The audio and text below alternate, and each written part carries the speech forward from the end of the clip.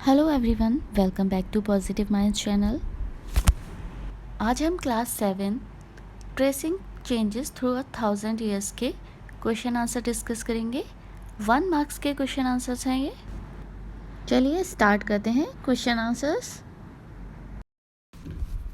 First question है, who is cartographer? Cartographer कौन होता है? Answer is a person who makes maps is called cartographer. वो व्यक्ति जो मैप्स बनाता है या नक्शे बनाता है वो क्या कहलाता है? कार्टोग्राफर। कार्टोग्राफर को हिंदी में मानचित्रकार बोलते हैं, क्योंकि मैप्स को हिंदी में हम मानचित्र बोलते हैं। तो मैप बनाने वाला या मानचित्र बनाने वाला हो गया मानचित्रकार। Question second is, who is scribe?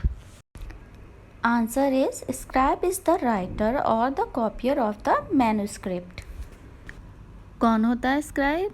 वह लेखक या वह कॉपी करने वाला, जो लिखा हुआ है उसको कॉपी करके लिखने वाला, जो मैन्युस्क्रिप्ट यानी हस्तलिपि को दोबारा से कॉपी करता है या लिखता है।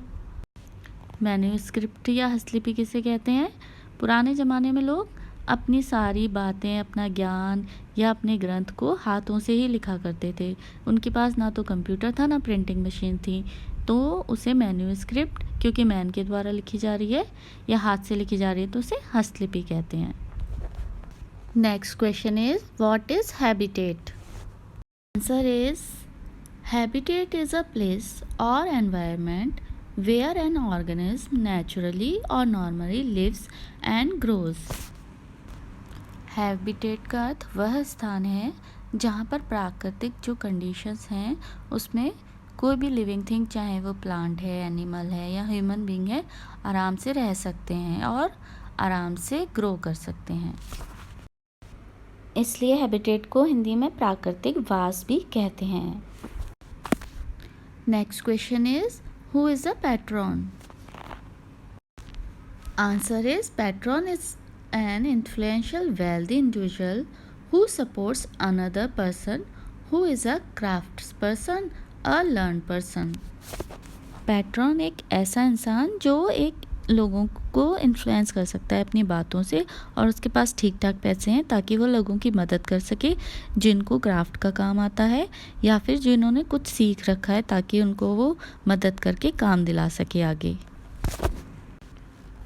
गांव या कस्बों में कुछ ऐसे लोग होते हैं जिनको बहुत अच्छी अच्छी चित्रकला या शिल्पकारी के काम आते हैं, या उनको बहुत कुछ अलग यूनिक काम आता है। पैट्रॉन लोगों की मदद करता है उनको काम दिलाने में, जिससे उन्हें रोज़गार प्राप्त हो सके और वह अपना जीवन अच्छे से व्यापन कर सकें। Next question, question number 5, what is reason? Answer is, in the early times vast area governed and ruled by a ruler or a king was called a region। मतलब पुराने समय में बहुत बड़ा एरिया यानी बहुत बड़ी जगह होती थी, ज़मीन होती थी, जो किसी रूलर या फिर एक राजा के द्वारा गवर्न की जाती थी, यानी उस पर उसका अधिकार होता था, उसे हम क्या कहते थे? Reason. Next question, question number 6, what are chronicles? Answer, keeping records of historical events as they have taken place or happened during ages। मतलब जो भी समय समय पर ऐतिहासिक घटनाएं हुई हैं उनका रिकॉर्ड रखने को हम क्या कहते हैं? Chronicles. Question 7, who are khalifas? Answer, legitimate leaders of Muslim community after prophet Mohammad were called khalifas. Prophet Mohammad के बाद जो भी मुस्लिम कम्युनिटी के लीडर्स बने, जो कि वैलिड लीडर बनने के लिए वैलिड थे, वो क्या कहलाते थे? खलीफाज कहलाते थे। Question 8, who is chieftain? Answer, head of chief who governs a village और मैनी विलेजेस। एक गांव या बहुत सारे गांव के जो चीफ होते हैं यानी अध्यक्ष होते हैं, अलग अलग चीज़ों के लिए अलग अलग अध्यक्ष होते हैं, उन सब के ऊपर जो होता है वह चीफ्टन होता है, या उसे हम मुखिया भी कहते हैं। Question 9, what is pan regional? Answer, Pan-regional empire means the empire crossing its region and spreading over several other regions. Pan regional का क्या मतलब हुआ? वह साम्राज्य जो अपने क्षेत्र या अपनी ज़मीन से भी ज़्यादा दूसरे साम्राज्य की ज़मीन पर अपना विस्तार कर रहा है अपने साम्राज्य का, उसे क्या कहेंगे? Pan regional empire. Question 10. What is periodization? Answer. It means the division of time into segments for the purpose of study from historical point of view. For example, the British historians divided the history of India into 3 periods: Hindu, Muslim and British.